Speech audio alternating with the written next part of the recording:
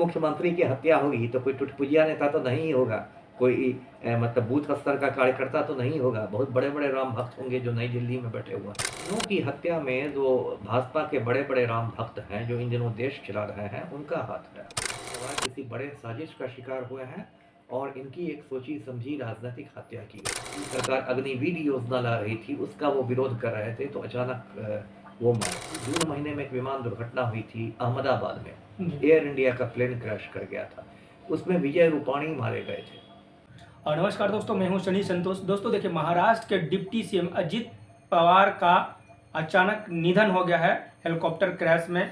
लोग कह रहे हैं कि हो सकता है कोई साजिश है। कह रहे थे कि बीजेपी का फाइल मेरे हाथ में है, कुछ करतूते हैं। हम जानेंगे, हमारे साथ बातचीत करने के लिए एक्स अमिताभ दास सर है। क्या कुछ मामला है सर? क्या देख सकते हैं कि अचानक अजित पवार की मौत की खबर आ रही है सर? देखिए, महाराष्ट्र के जो उप मुख्यमंत्री थे, डिप्टी सीएम थे अजित पवार, आज उनकी सुबह-सुबह मतलब हत्या करा दी गई है और इस पूरी हत्या को एक दुर्घटना की शक्ल दे दिया गया है, दुर्घटना का रूप दे दिया हत्या गया है। करा दी गई। हाँ। और देखिए, पूरा मामला मैं बताता हूँ दर्शकों को। आज ये सुबह पौने 9 बजे की घटना है। ये अजित पवार जो थे, ये एक छोटे विमान से उड़े थे बम्बई से बारामती के लिए। वो बारामती के ही रहने वाले हैं और जब उनका विमान उतर रहा था बारामती हवाई अड्डे पर, तो अचानक वो दुर्घटनाग्रस्त हो गया। उसमें 5 लोग सवार थे और पाँचों लोग मारे गए, कोई उसमें बचा नहीं। अब जो विमान की कंपनी है, जिस कंपनी का वो विमान था, उसका कहना है कि ये विजिबिलिटी के पुअर होने की वजह से दुर्घटना हुई। मतलब वहाँ कोहरा और कुहासा की वजह से हवाई अड्डे पर पायलट को ठीक से दिखाई नहीं दे रहा था और इस वजह से उसने प्लेन क्रैश कर दिया। ये कंपनी का भी पहला बयान आया है। लेकिन व्यक्तिगत रूप से मुझे मतलब लगभग पूरा विश्वास है कि अजित पवार किसी बड़े साजिश का शिकार हुए हैं और इनकी एक सोची समझी राजनीतिक हत्या की गई है। देखिए, अजित पवार के बारे में दर्शकों को बता दूं कि महाराष्ट्र के बहुत बड़े नेता थे। शरद पवार के ये भतीजा हुआ करते थे, है ना। और शरद पवार की पार्टी है राष्ट्रवादी कांग्रेस पार्टी, जिसको संक्षेप में एनसीपी कहते हैं।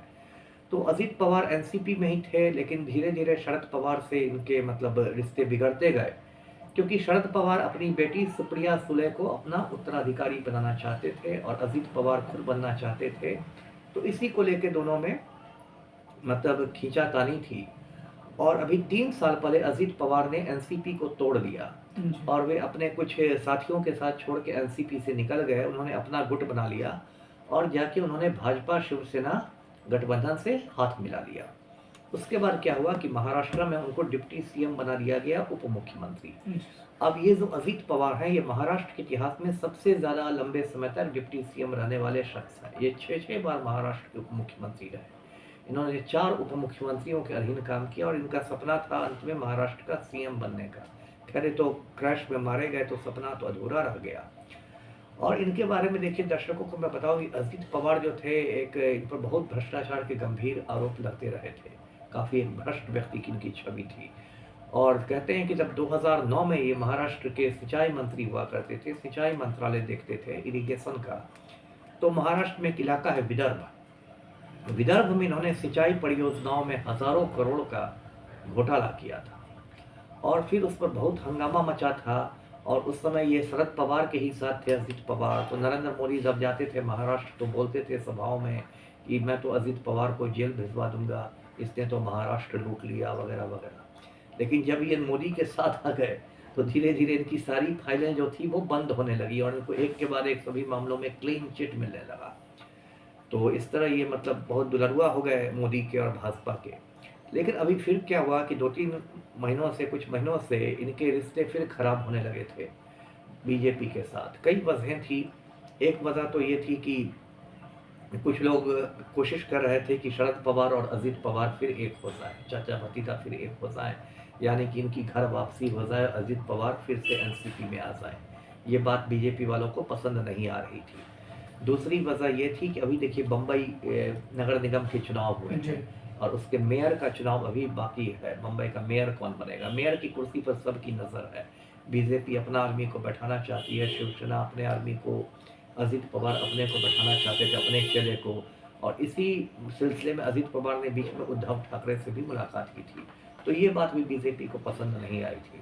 फिर एक बात थी जो होता है लूट के माल के बंटवारे को लेकर था कि जो इसने हजारों करोड़ खाए थे अजीत पवार ने सिंचाई घोटाले में, तो इन पर भाजपा के राम भक्तों का दबाव था कि भाई कुछ हम लोग के साथ भी बांट उठ के खाओ, इतना हजारों करोड़ अकेले कैसे खाओ। यानी बीजेपी भी कुछ मांग रही थी उनसे। हाँ, बीजेपी भी अपना हिस्सा मांग रही थी। तो ये सब अजीत पवार नहीं देने को राजी थे। तो इसी सब की पृष्ठभूमि में अचानक विमान दुर्घटना की खबर आती है और उनकी मौत की खबर आती है। तो अभी पूरे देश में लोगों को शक हो रहा है कि ये क्या हो रहा है, क्योंकि अभी देखिए पिछले साल ही जून महीने में एक विमान दुर्घटना हुई थी अहमदाबाद में। जी। एयर इंडिया का प्लेन क्रैश कर गया था। उसमें विजय रूपाणी मारे गए थे, जो गुजरात गुजरात के के पूर्व मुख्यमंत्री हुआ करते थे। उस पर भी उस समय बात आई थी कि विजय रूपाणी ने एक के पास कुछ फाइलें थी, अहमदाबाद में एक ज़मीन घोटाला हुआ था, उसकी फाइलें थी और इसलिए उनको मरवा दिया गया।